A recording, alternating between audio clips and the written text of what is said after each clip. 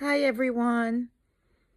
I'm here with an update on everything that I've been up to and my health. So here goes nothing. I got my immune infusion again last week, and this time it did much better for me, and my kidneys are doing better.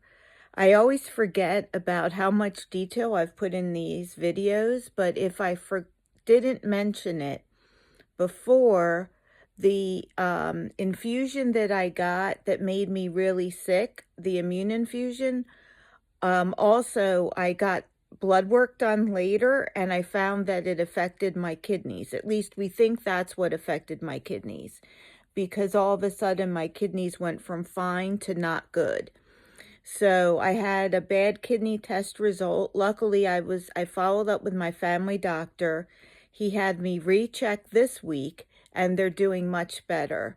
So my kidneys are now like in the okay range. They're not in the great range yet, but they're in the okay range. And I'm hoping the next time they get checked, they'll be better. There was some bacteria and stuff in my urine, so I'm still waiting to hear if I need to go on an antibiotic. I could see that I have a UTI or something just because I have not been feeling that well, like as well as one would expect. The other thing was, though, that I have some bad news. I'm not in remission anymore. When I got my blood work done to recheck my kidneys, it was also time to recheck my cancer counts. And unfortunately, my counts tripled, more than tripled, almost quadrupled between the last time and this time. And it's been about 6 or 7 weeks between testing. So not that long. And so that definitely indicates that I'm going to have to start taking chemotherapy again. So basically, it was just 6 months ago. Um, yeah. Uh, so June 26th would be 7 months since I went in and had the transplant. So I didn't get much time in remission, especially considering I was super sick for like the first 2 to 3 months of that, and laying in bed for most of it. So just these past few months, I've been able to get out. And that's one of the things I wanted to tell you guys about. I was so happy because I was able to do two things. One, I've been able to do a little baking. Baking is easier for me than like cooking whole dinners and stuff. But I've been able to, like, I get up in the morning and I can cook like eggs for my husband because that takes like 5 to 10 minutes and I'm not on my feet that long. And I've been also able to bake in that I have a stand mixer I can use. And so I stand up and mix a little, sit down, wait for stuff to raise. Anyway, I was able to bake on Saturday and I baked some cookies and I went to we had a local No Kings March near me, and I was able to go to that, and I walked the length of where people were standing, which was a couple blocks, handing out cookies. And so I was so happy that I was able to do that. I came home and promptly fell asleep, but it's little things like that, like being able to actually attend the rally. It was outside. I was able to attend without worrying about my immune system. Oh, that was the other bad piece of news I got. So I've been relaxing a little bit on the masking outside and stuff like that because I had a normal white blood cell count the last time they checked. It was at 4.1, I believe. Well, unfortunately, my immune cells are now back down in the twos again where they used to be. So my kappa light chain spiked quite a bit the last 6 weeks, and my immune cells went from 4.1 to 2.3, my white blood count. So I'm going to have to start being extra careful again and wearing masks everywhere I go.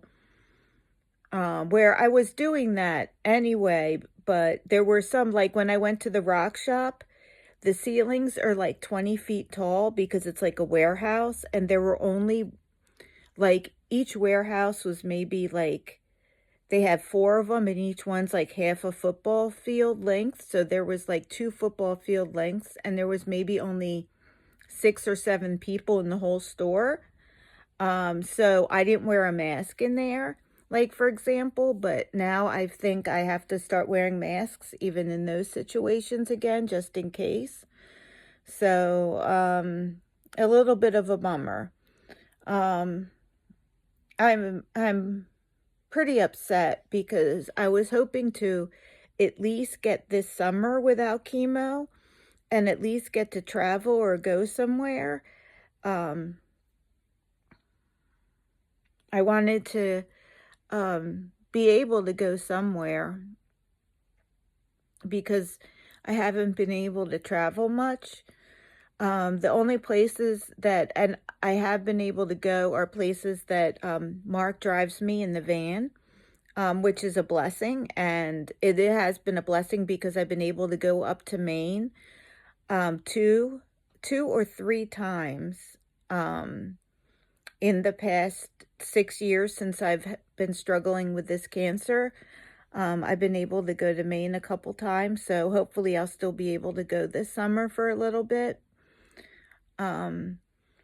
But yeah, so I have that appointment with my oncologist, and when he sees basically I told him when my Kappa light chains, if they're 20 or under, they're okay, and they were in the 20s all along. Well, now I told them if they hit 100, I would go on chemo. Well, guess what? They hit 100 so fast. So I know I'll be put on chemo when I see my oncologist again. So sort of like a mixed bag of information, a lot of bad health news. But I was really happy that I've been able to get out and do a few things that I haven't been able to do in years. I hadn't been to Bay's Rock Shop since before I got sick. So that was something that I was able to do, and I'm really happy about that. I hate to say it, but please continue to keep me in your prayers. I'm struggling a bit with like what's going on with the amount of suffering that people are experiencing in their bodies. I think because I know what it's like to suffer physically. And so knowing like that, estimates are that 300,000 people or more, because that estimate came out a couple weeks ago, have already passed away from the cuts to USAID. Like, I know what it's like to suffer, like with that terrible physical illness and feeling like you're going to die. And I can just like knowing about all of those people going through that amount of physical suffering is just very difficult for me. I hope that I've been able to manage it well enough that it hasn't impacted my health. Because I do know that, we are more than just these bodies, and that once they do pass away, their physical suffering is gone. But it's just so hard for me. It's like I feel like I'm rationalizing when I, say and think things like that. I'm rationalizing their suffering to make myself feel better. So that's been a struggle, and not being able to do much physically to help has been a struggle, and financially only able to help a little bit because everything is so tight. I'm on disability, thank God, but I'm on disability with kids in college.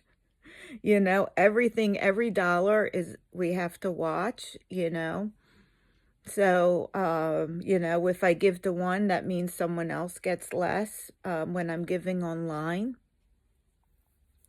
So yeah, it's just hard, but we all are called to do what we can, even if what all we can do is visualize those suffering in our hearts and send them love and light, then we are to do that. So I love you all so much. I appreciate each and every one of you. I've met some nice, wonderful new friends over the internet that have just been so wonderful and loving and kind, and I'm just so grateful for all of you. Love you all.